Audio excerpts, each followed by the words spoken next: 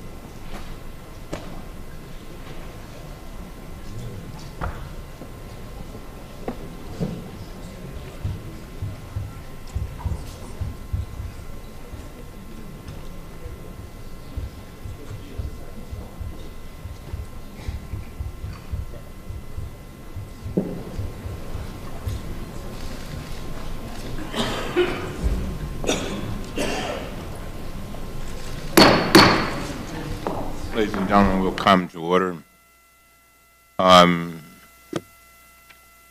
Cohen, I want to finalize this issue relating to your truth in testimony form. The form requires you to list your contracts or payments originating from a foreign government, not from all foreign entities. We said we would give you a chance to consult with your attorneys. Have you done that, and do you have any additional information?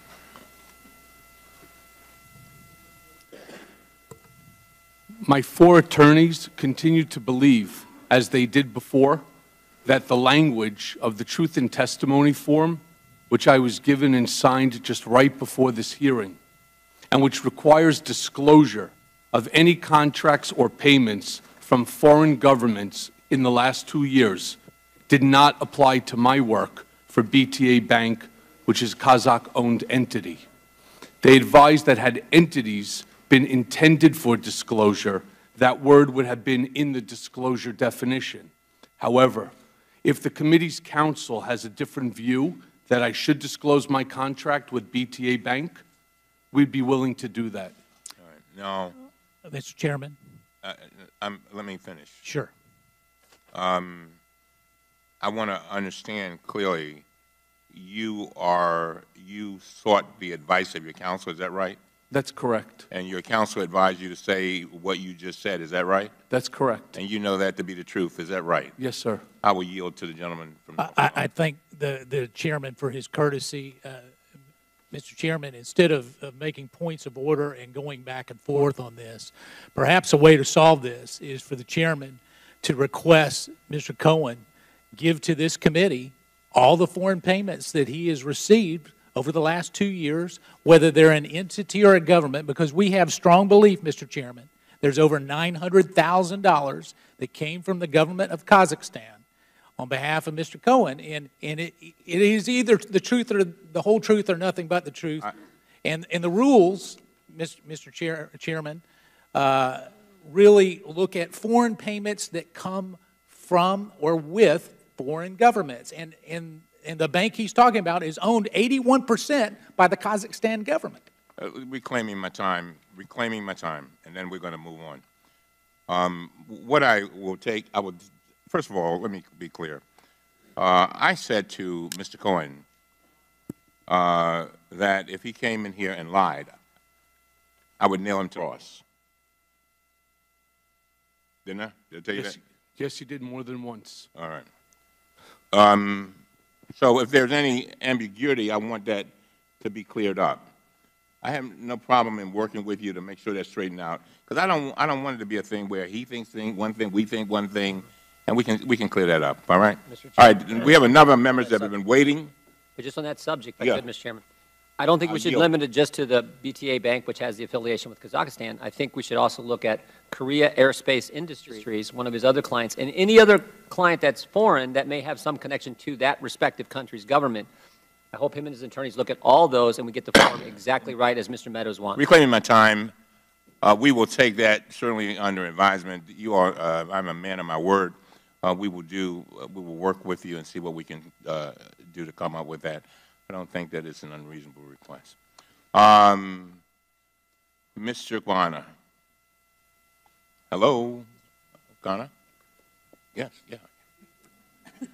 Mr. Cohen, I want to focus my questions on the smoking gun document you have provided this committee. This document is compelling evidence of federal and state crimes, including financial fraud. You provided this committee with a check from President Donald J. Trump's revocable trust account, which is marked as Exhibit 5B. It is a check for $35,000, and it is dated March 17, 2017, after the President took office. It's right now on the screen. Do you see it, sir? Yes, sir. To be clear, the Trump revocable trust is the trust the President set up to hold his assets after he became President. Is that correct? I believe so. Do you know why you were paid from the trust as opposed to the President's personal account? I don't know the answer to that. Did you think it was odd that he paid you once from his personal account and then he's paying you through the scheme of a trust? I'll be honest, I was just happy to get the check. Today you testify that the check was signed by Donald Trump Jr. and the Trump Organization CFO Alan Weisselberg. Is that correct? That is correct. According to the criminal charges against you, you sent monthly invoices containing false information to an individual identified as Executive 1. Weisselberg is Executive 1, correct? Yes. The criminal charge against you then states that Executive 1 forwarded your invoice to someone referred to as Executive 2. Presumably, Donald Trump Jr., who's signing this check, is Executive 2, correct? I believe so. As federal prosecutors laid out in their criminal charges, payments like this check resulted in numerous false statements in the books and records of the Trump Organization. And it's important for the American public to understand this. Nothing to do with collusion. This is financial fraud, garden variety financial fraud. It was disguised as a payment for legal services to you. But this was not a payment for legal services, was it, Mr. Cohen? No, sir. It could give rise to serious state and federal criminal liability if a corporation is cooking its books. Based on your testimony today, Donald Trump Jr. and Alan Weisselberg directed this payment to you and approved this payment. Is that right? Mr. Trump initially acknowledged the obligation, the debt. Myself and Alan Weisselberg went back to his office, and I was instructed by Alan at the time that they were going to do this over 12 installments. And what he decided to do then was to have me send an invoice, in which case they can have a check cut. And then, yes, the answer would be yes to your follow-up. And Donald Trump Jr. obviously signed off on this. Yes, well, it would either be Eric Trump, Donald Trump Jr., and or Alan Weisselberg, but always Alan Weisselberg on the check. And you think Executive 2 is Donald Trump Jr.? Yes. They knew that this payment was false and illegal, correct? I can't make that conclusion. You told Representative Kelly that the President was aware of this scheme. Is that correct? That's correct.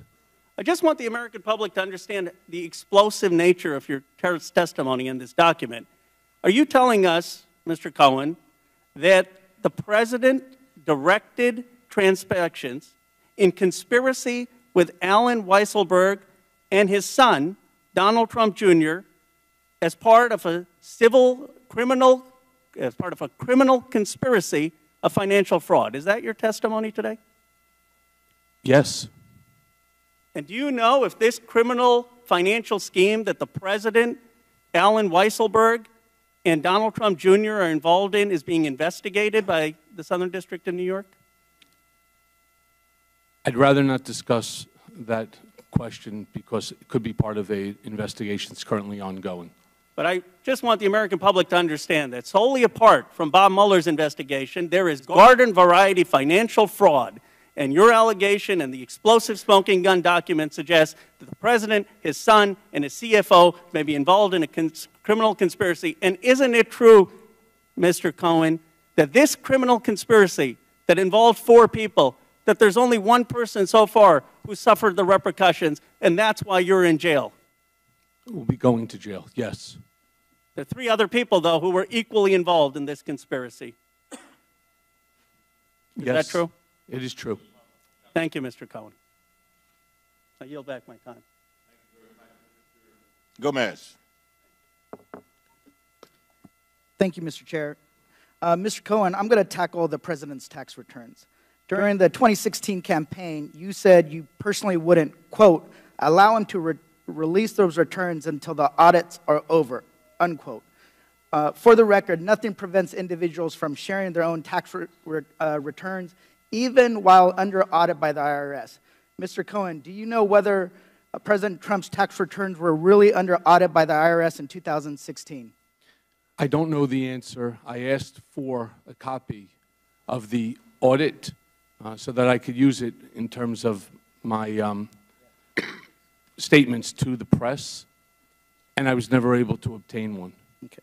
So do you have any inside knowledge about what was in the President's tax returns that he refused to release? I do not. Can you give us any insight into what the real reason is that the President has refused to release his tax returns? statements that he had said to me was that what he didn't want was to have an entire group of think tanks that are tax experts run through his tax return and start ripping it to pieces, and then he'll end up in an audit, and he'll ultimately have taxable consequences, penalties, and so on. So that's an interesting point, that basically he said he didn't want to release his tax returns because he might end up in an audit. So could you presume from that statement that he wasn't under audit? I presume that he's not under audit. And the reason why I bring this up, because I'm also the only Democrat on this committee that also serves on the Committee of Ways and Means. It's the chief tax writing committee in the House of Representatives.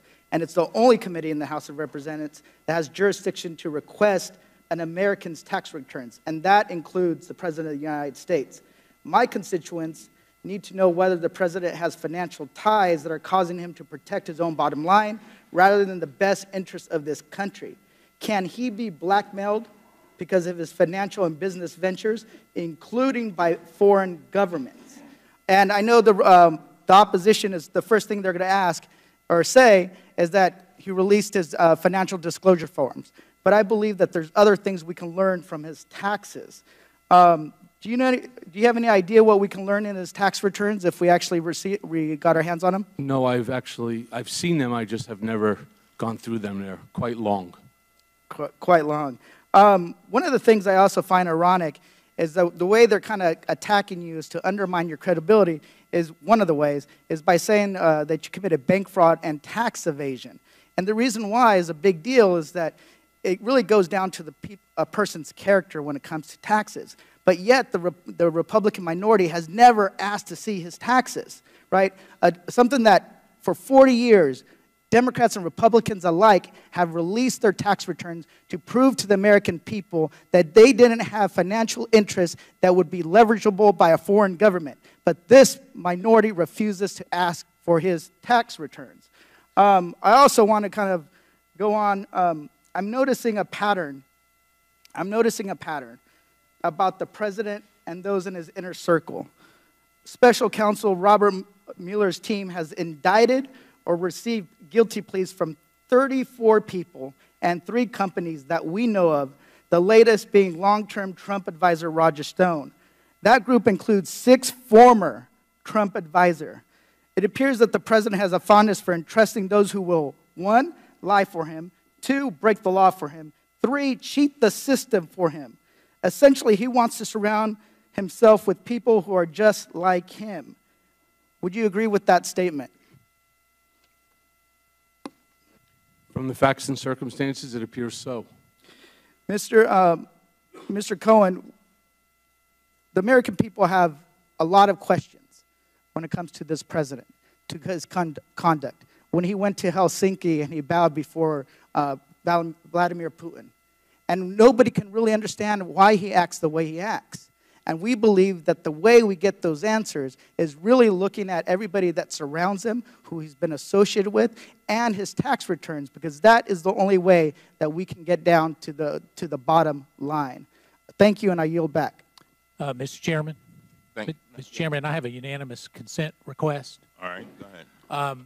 I ask unanimous consent that we read into for the record, a tweet from Dr. Darrell Scott, which says, Michael Cohen asked, no, begged me repeatedly to ask POTUS to give him a job in the administration. He is still lying under oath. I ask unanimous consent. Objection. I have one more from Bob Deedle. Getting sick watching these hearings. I know Michael Cohen personally for many years, and he told me several times that he was very angry and upset that he didn't get a post in the White House, and that he, quote, would do what he has to do now to protect his family, close quote. I ask that that be. Mr. Chairman. I thank you. Mr. Chairman, 2 quick ones. And then if we got other ones, we're going to do you, Mr. Ranking Member, then we'll do the other ones at the end, because I have some things, too, that I want to get in. Go ahead. All right. I ask unanimous consent that an article in Salon magazine written by Stanley Brand, former House counsel to Tip O'Neill, titled the article is Oversight Committee Session with Michael Cohen Looks Like an Illegitimate Show Hearing. Without objection, so ordered. I ask unanimous consent that a letter that Mr. Meadows and I sent to you, the chairman, requesting that you call Deputy Attorney General Rod Rosenstein to testify at this hearing, also be part of the record. Thank you, Mr. Chairman. Mr. Chairman, can I respond? Just 1 second, all right? The article by Mr. Barron, Yep. I just want to deal with this one right away. When we saw that article, Mr. Ranking Member, we knew that it was inaccurate. I mean, just on basics. I mean, the cases that Mr. Brand used are definitely distinguishable for what's going on here. And so we got Irvin B. Nathan, former General Counsel of the House from 2007 to 2010, and she says, in short, the committee has ample jurisdiction and responsibility to hear and consider the upcoming voluntary testimony of Mr. Cohen. That's dated February 25th, 2019, and I want to enter that into record without objection. So ordered. Where are we? Ms. Ocasio-Cortez. Thank you, Mr. Chair. Mr. Cohen, I'd like to quickly pick up on some previous lines of questioning before getting into my own, so I may go a little quickly to get it all in 5 minutes. First, my colleague from Vermont had asked you several questions about AMI, the parent company of the National Enquirer, and in that you mentioned a treasure trove, a quote, treasure trove of documents in David Pecker's office relating to information assembled from all these catch-and-kill operations against people who potentially had damaging information on the President. You also mentioned that the President was very concerned about the whereabouts of these documents and who possessed them. Does that treasure trove of documents still exist? I don't know. I had asked David Pecker for them. So you would say the person who knows the whereabouts of these documents would be David Pecker? David Pecker, Barry Levine, or Dylan Howard. Okay, thank you. Secondly, I want to ask a little bit about your conversation with my colleague from Missouri about asset inflation. To your knowledge, did the President ever provide inflated assets to an insurance company? Yes. Who else knows that the President did this? Alan Weisselberg, Ron Lieberman, and Matthew Calamari. And where would the committee find more information on this? Do you think we need to review his financial statements and his tax returns in order to compare them? Yes, and you'd find it at the Trump org. Thank you very much. The last thing here, the Trump Golf Organization currently has a golf course in my home borough of the Bronx, Trump Links. I drive past it every day, going between the Bronx and Queens. In fact, the Washington Post reported on the Trump Links Bronx course in an article entitled, "Taxpayers Built This New York Golf Course and Trump Reaps the Rewards." That article is where many New Yorkers and people in the country learned that taxpayers spent $127 million to build Trump Links in a, quote, generous deal, allowing President Trump to keep almost every dollar that flows in on a golf course built with public funds. And this doesn't seem to be the only time the President has benefited at the expense of the public. Mr. Cohen, I want to ask you about your assertion that the President may have improperly devalued his assets to avoid paying taxes. According to an August 21st, 2016 report by the Washington Post, while the President claimed in financial disclosure forms that Trump National Golf Club in Jupiter, Florida, was worth more than $50 million, he had reported otherwise to local tax authorities that the course was worth, quote, no more than $5 million. Mr. Cohen, do you know whether this specific report is accurate? It's identical to what he did at Trump National Golf Club at Briarcliff Manor. Do you know, to your knowledge, was the President interested in reducing his local real estate bills, tax bills? Yes. And how did he do that? What you do is you deflate the value of the asset, and then you put in a request to the tax department for a deduction. Thank you. Now, in October 2018, the New York Times revealed that, quote, President Trump participated in dubious tax schemes during the 1990s, including instances of outright fraud that greatly increased the fortune he received from his parents. It further stated from Mr. Trump, quote, he also helped formulate a strategy to undervalue his parents' real estate holdings by hundreds of millions of dollars on tax returns, sharply reducing his tax bill when those properties were transferred to him and his siblings. Mr. Cohen, do you know whether that specific report is accurate? I don't. I wasn't there in 1990s. Who would know the answer to those questions? Alan Weisselberg.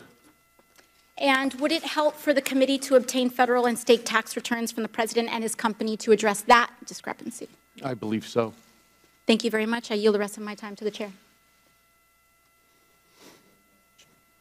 Ms. Presley. Thank you, Mr. Chairman. One more time, Mr. Chairman, I just want to thank you for your leadership and the way in which you comport yourself. And I know there are some that would have you believe that the more you say something, the more true it is. But in fact, this committee, thanks to your leadership and our Democratic majority, has been doing the work of the American people. Before this committee alone, we looked at the issue of making Election Day a federal holiday, reducing drug pricing, and pursued subpoenas to reunite families. And just recently, before we returned here, tried to pass a universal background check gun bill. So we are doing the business of the American people, including today. It has been said that the best sunlight is said to be the best of disinfectants. Electric light is the most efficient policeman. Well, let there be light. Because the point of oversight is for us to pursue the trust, to pursue the truth and justice for the American people, to understand if lies, deceit, and corruption are threatening American democracy and indeed our safety. Mr. Chairman, charities should not be abused as personal piggy banks. It is both against the law and extremely unfair to charities that play by the rules. A line of questioning that we have not yet addressed and we've been glaringly absent in tackling is that of the abuses of the Trump Foundation. Now, the President's Charitable Foundation agreed to dissolve in response to an ongoing investigation and lawsuit by the New York Attorney General. The New York Attorney General found what it called, quote, clear and repeated violations of state and federal law, including, quote, repeated and willful self-dealing by the Trump administration. Apologies, by the foundation. If I understand your opening statement correctly, in mid-2013, you arranged for a straw purchaser to bid $60,000 for a portrait of Mr. Trump painted by the artist William Quigley at a charity auction. Is that correct? That's correct. Why would the President want to bid up the price of something that he was ultimately paying for? It's all about ego. How was it paid for? I believe it was paid for by a check from the trust. And abuse, and again, you know, this is not a partisan pursuit here. I think ultimately what we're demonstrating is patriotism. This is about what is right and just for the American people. Did the straw purchaser purchase the painting and then the foundation funds reimburse the straw purchaser? Can you explain the mechanics of that payment? I'm not involved with the foundation. Okay. Did the President know what was happening? Oh, yes. And how did you know he knew what was happening? Because he tasked me to find the straw bidder to ensure that his painting, which was going last in the auction, would go for the highest amount of any of the paintings that have been put on the auction block for the day. And what happened to the painting? I believe it's in one of the clubs. Okay. According to the New York Attorney General in March 2014, Mr. Trump again used the foundation to pay $10,000 for the winning bid on another portrait of Mr. Trump that ended up as decor in one of his golf courses in Miami. Mr. Cohen, are you familiar with that transaction? Yes. Are you aware of any other instances where the Trump Foundation was used to benefit the Trump family? Yes. Could you elaborate? So there was a contract that I ended up creating on Mr. Trump's behalf for, it was a Ukrainian oligarch by the name of Viktor Pinchuk. And it was that Mr. Trump was asked to come and to participate in what was the Ukrainian-American Economic Forum. Unfortunately, he wasn't able to go, but I was able to negotiate 15 minutes by Skype where they would have a camera very much like, a television camera, very much like that one, and they would translate Mr. Trump to the questioner, and then he would respond back. And I negotiated a fee of $150,000 for 15 minutes. I was directed by Mr. Trump to have the contract done in the name of the Donald J. Trump Foundation. as opposed to Donald J. Trump for services rendered. Thank you. Any other abuses of the foundation that you'd like to share? Again, it is against the law, and again, extremely unfair to charities that are playing by the rules. Not at this time, but if I think of one, I'll Okay. pass it along. And then for the balance of my time, would you agree that someone could deny rental units to African Americans, lead the birther movement, refer to the diaspora as shithole countries, and refer to white supremacists as fine people, have a black friend, and still be racist? Yes. I agree. Gentle lady's time is expired. You may answer the question. I did, yes. Oh, okay. Mr. Chairman, I have two unanimous consent. Since we're finishing up, before we get done, I want to go ahead and. Okay, just give me 1 second. I just want Yes, sir. I wanted to get to Ms. Tlaib, and then I'll come to you. Okay, Ms. Tlaib. I mean, they've been waiting here all day. Ms. Tlaib. Thank you, Mr. Chairman. Thank you, all of you, for centering this committee on our sole purpose is exposing the truth. And some of my colleagues can't handle the truth, and this is unfortunate because it's the center of what is protecting our country right now. The people at home are frustrated, Mr. Cohen, and they want criminal schemes to stop, especially those from the Oval Office. Mr. Cohen, I am upset and know that my residents feel the same way, that a man you worked for the past 10 years is using the most powerful position in the world to hurt our country solely for personal gain. We are upset that some of our colleagues here are so disconnected of what it means to have this President of the United States sending checks to cover bribe payments, not hush payments, bribe payments you made on his behalf. One in 2017 of March, and another August 2017 after he was sworn in as president. They are upset that while my colleagues are trying to discredit your testimony by some of your own unlawful acts and lies, that they are disconnected with the fact that you were the personal lawyer for this President of the United States, that this President chose you as his legal counsel. My stance has always been the same, Mr. Chairman, based on the facts, not on future reports that we're all waiting on. My residents back home don't need a collusion clause with a foreign government to know this President, Individual 1, has disregarded the law of the land, the United States Constitution, and that he has misused his pardon powers. In the sentencing memo, Mr. Cohen, filed by the federal prosecutors in New York in December of last year, they stated, quote, in particular, and as Cohen himself has now admitted with respect to both payments, he acted in coordination with and at the direction of Individual 1. Mr. Cohen, as you know, President Donald J. Trump brand comes first, not the American people. Based on what you know now, based on what we know now, is that Individual 1 used his money, businesses, and platform to enrich himself, his brand, and then the process directed you, Mr. Cohen, to commit multiple felonies, and you covered it up, correct? That's correct. You called it protecting his brand, correct? And him as well. Mr. Cohen, with this, do you think the President of the United States is making decisions in the best interest of the American people? No, I don't. Especially those you said that he used horrible words about, like African Americans, Muslim Americans, and immigrants? Yes. Just to make a note, Mr. Chairman, just because someone has a person of color, a black person, working for them does not mean they aren't racist. And it is insensitive that some would even say it's the fact that someone would actually use a prop, a black woman, in this chamber, in this committee, is alone racist in itself. Donald Trump is setting a precedent. Mr. Chairman, I ask that her words be taken down. Donald Trump is setting a precedent. I reclaim my time. Mr. Chairman, Trump is setting a precedent. Mr. That Chairman, the highest office can be attained Mr. Chairman, the through rules legal are clear. activity. Cover up and hold on to business assets to break campaign finance laws and constitutional clauses. What we have here, Mr. Chairman, is criminal conduct and the pursuit of the highest public office by Mr. Cohen and Individual 1. I hope that the gravity of this situation hits everyone in this body, The court report. and in Congress, and across this country. Thank you, Mr. Chairman. I yield the rest of my time. Mr. Chairman, I ask that her words, when she's referring to an individual member of this body, be taken down and stricken from the record. I'm sure she didn't intend to do this, but if anyone knows my record as it relates, it should be you, Mr. Chairman. Mr. Chairman, I would like to. Hold on. I want the words read back. No. We want to know exactly what she excuse said me. about a colleague. Excuse me. Would you like to rephrase that statement, Ms. Tlaib?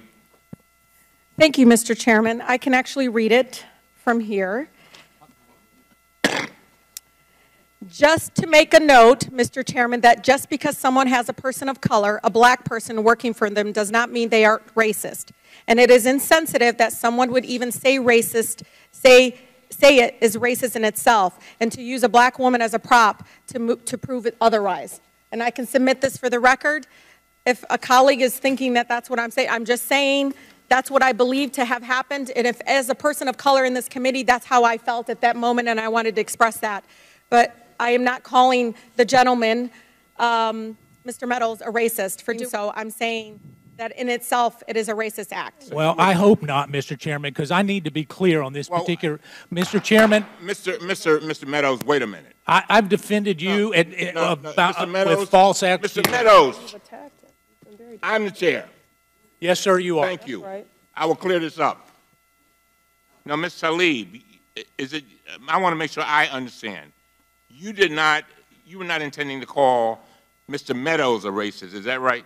No, Mr. Chairman, I do not call Mr. Meadows a racist. No, I am trying, as a person of color, Mr. Chairman, just to express myself and how I felt at that moment. Mm-hmm. And so, just for the record, that's what was my intention. All right. All right. Mr. Meadows. Mr. Chairman, there's nothing more personal to me than my relationship. My nieces and nephews are people of color. Not many people know that. You know that, Mr. Chairman. And to indicate that I asked someone who is a personal friend of the Trump family, who has worked for him, who knows this particular individual, that she's coming in to be a prop, it's racist to suggest that I asked her to come in here for that reason. Mr. President, the President's own person. She's a family member. She loves this family. She came in because she felt like the President of the United States was getting falsely accused. And Mr. Chairman, you and I have a personal relationship that's not based on color. And to even go down this direction is wrong, Mr. Chairman. First of all, I want to thank the gentleman for what you have stated. If there's anyone who is sensitive with regard to race, it's me. Son of former sharecroppers that were basically slaves. So I get it. I listened very carefully to Ms. Tlaib, and I think, and I'm not going to put words in her mouth, but I think she said that she was not calling you a racist.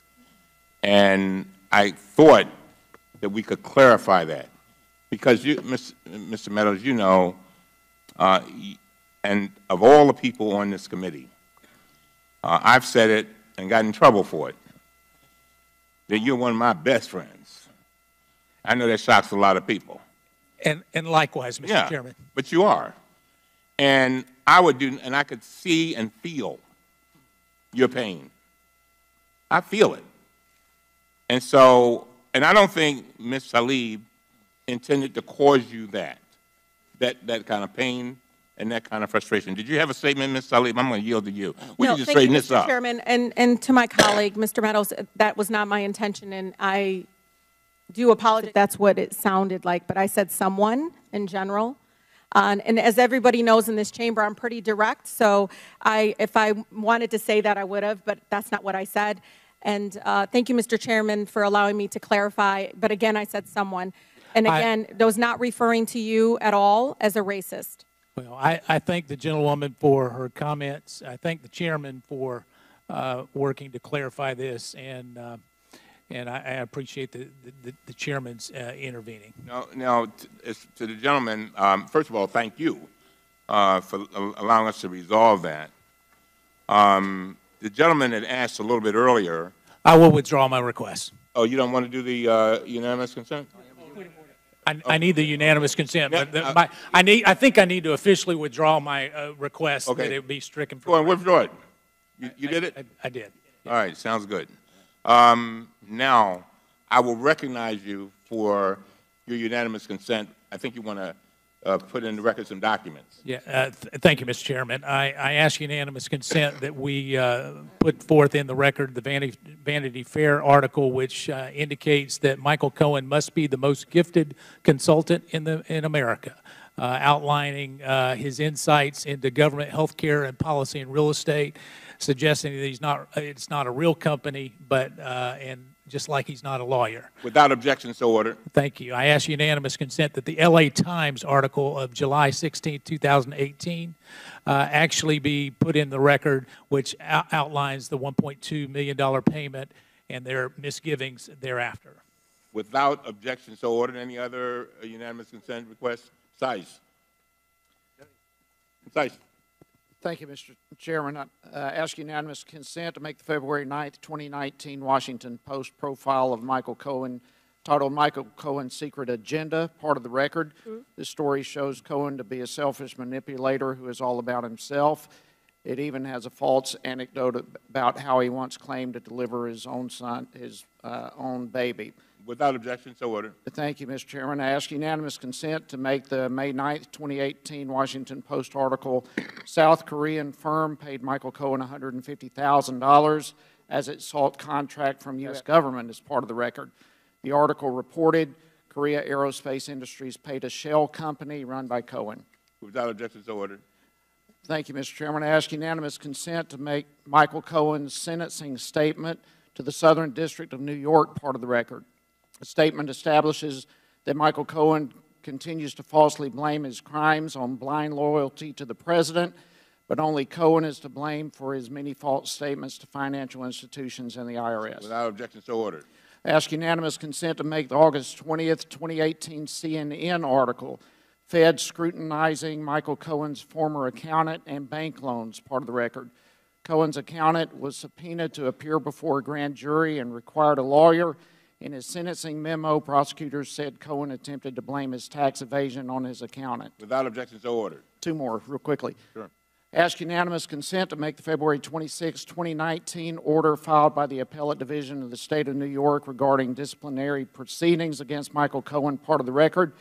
This order, which proactively applies starting February 28th, establishes Cohen committed a serious crime and ceased being an attorney when he was convicted of lying to Congress. Without objection, so ordered.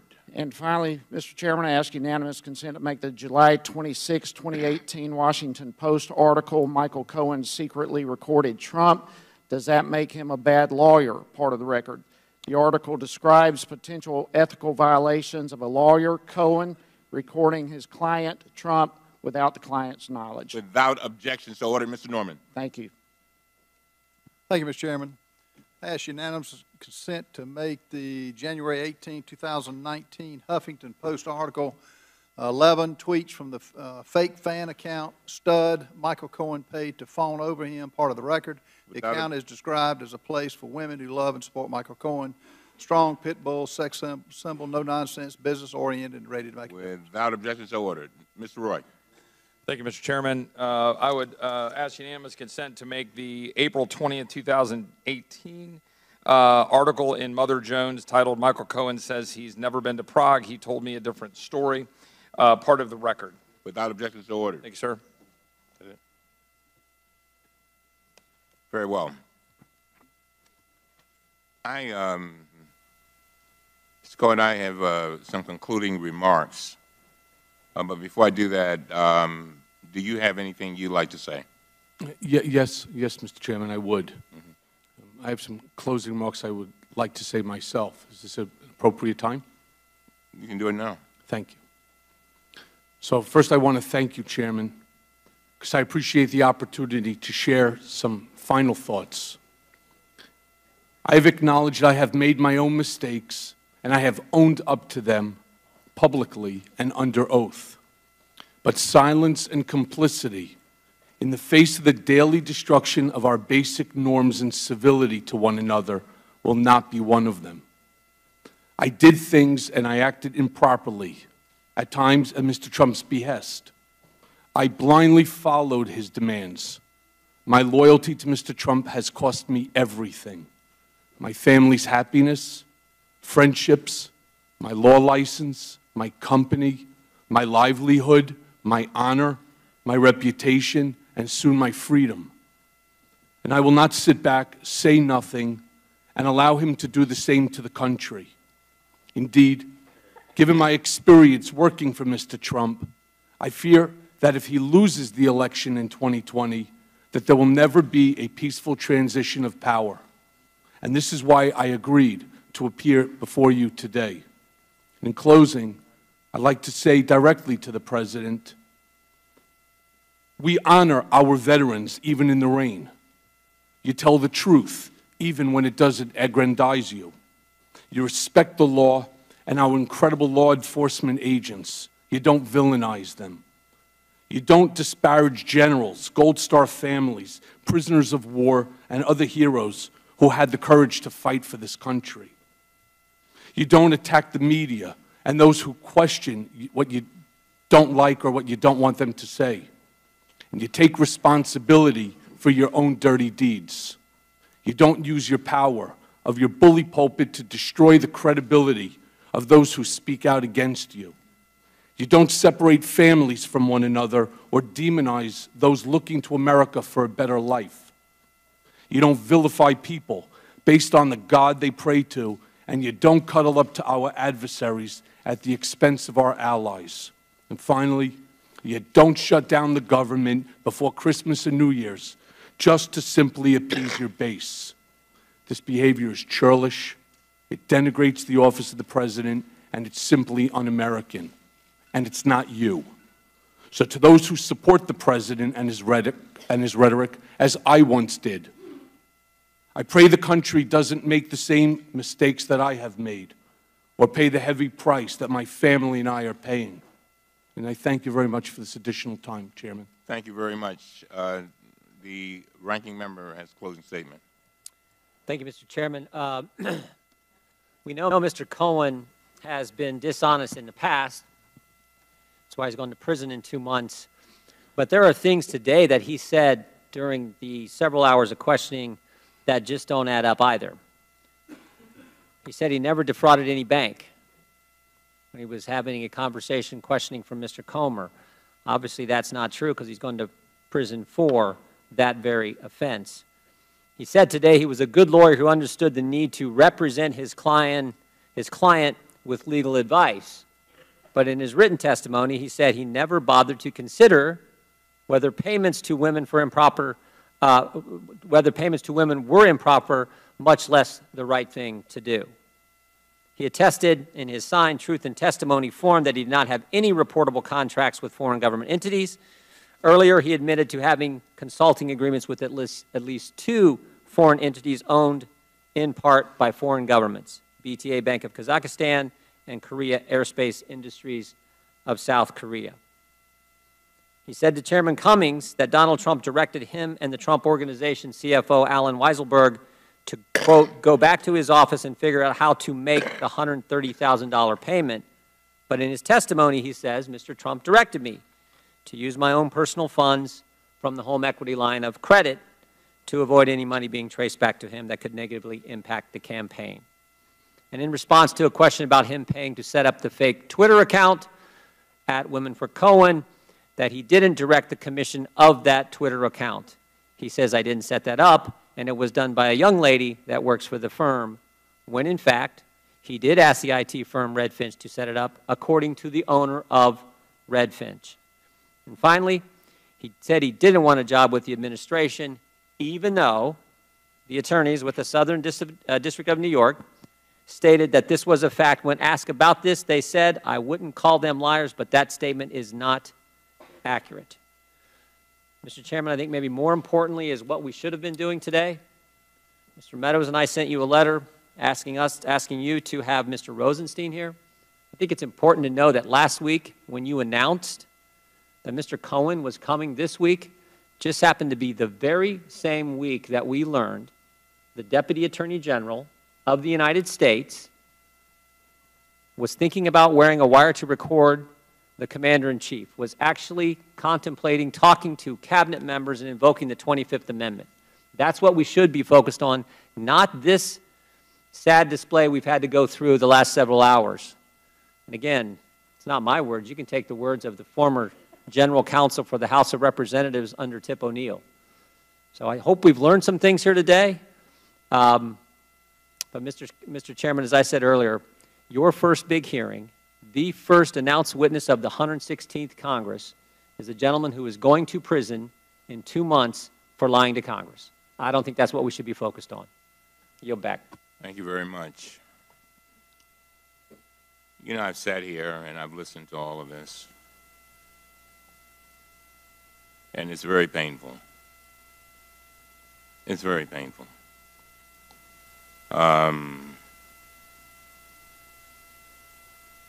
You made a lot of mistakes, Mr. Cohen, and you've admitted that. And,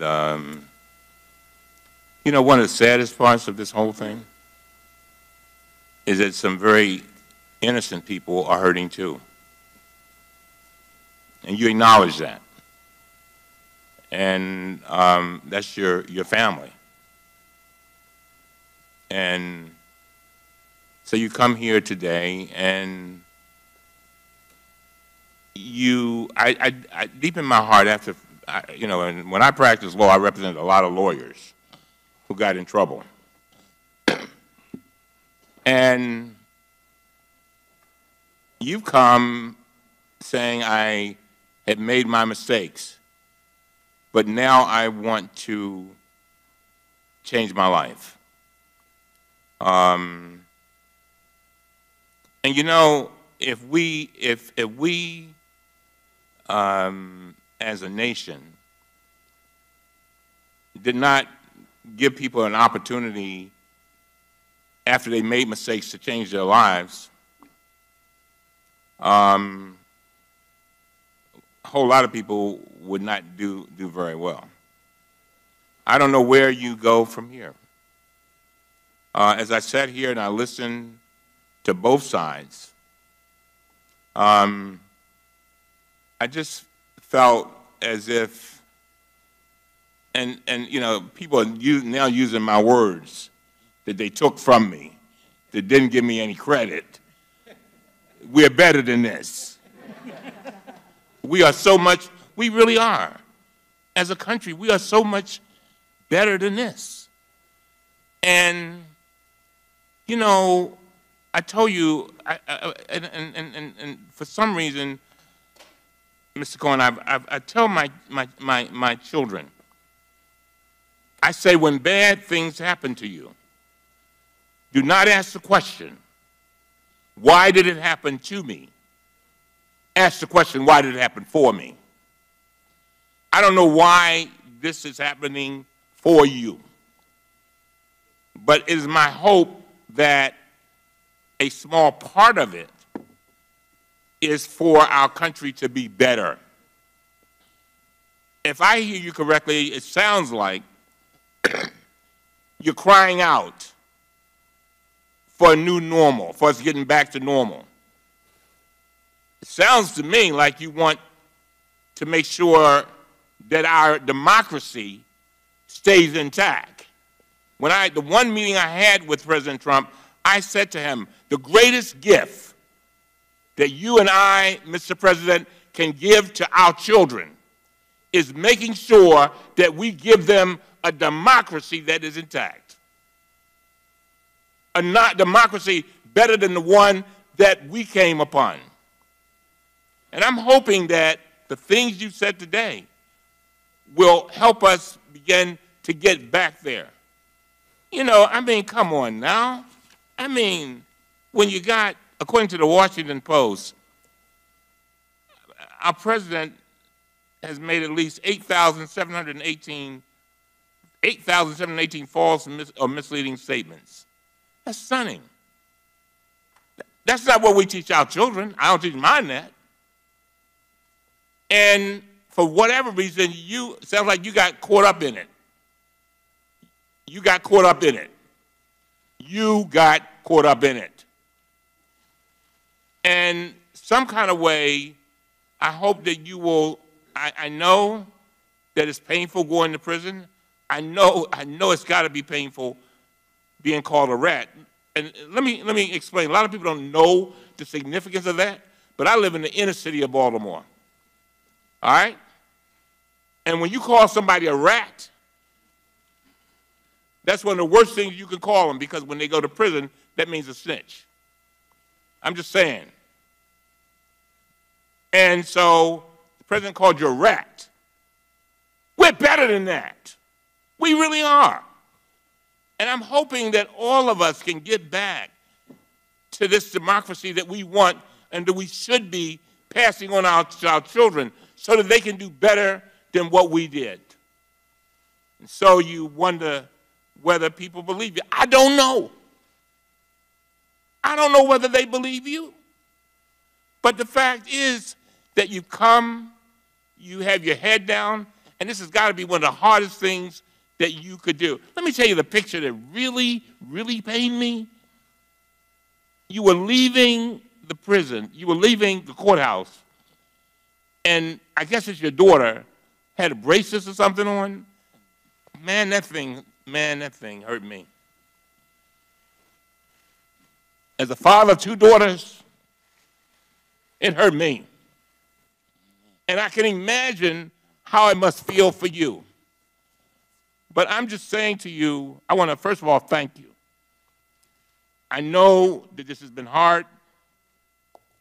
I know that you face a lot. I know that you are worried about your family. But this is a part of your destiny. And hopefully, this portion of your destiny will lead to a better Michael Cohen, a better Donald Trump, a better United States of America, and a better world. And I mean that from the depths of my heart. When we're dancing with the angels, the question will be asked, in 2019, what did we do to make sure we kept our democracy intact? Did we stand on the sidelines and say nothing? Did we play games? And I'm tired of these statements saying, people come in here and say, oh, this is the first hearing. It is not the first hearing. The first hearing was with regard to prescription drugs. Remember, a little girl, a lady sat there, Miss Wortham, her daughter died because she could not get $333 a month in insulin. That was our first hearing. Second hearing, H.R. 1, voting rights, corruption in government. Come on now. We can do more than one thing. And we have got to get back to normal. With that, this meeting is adjourned.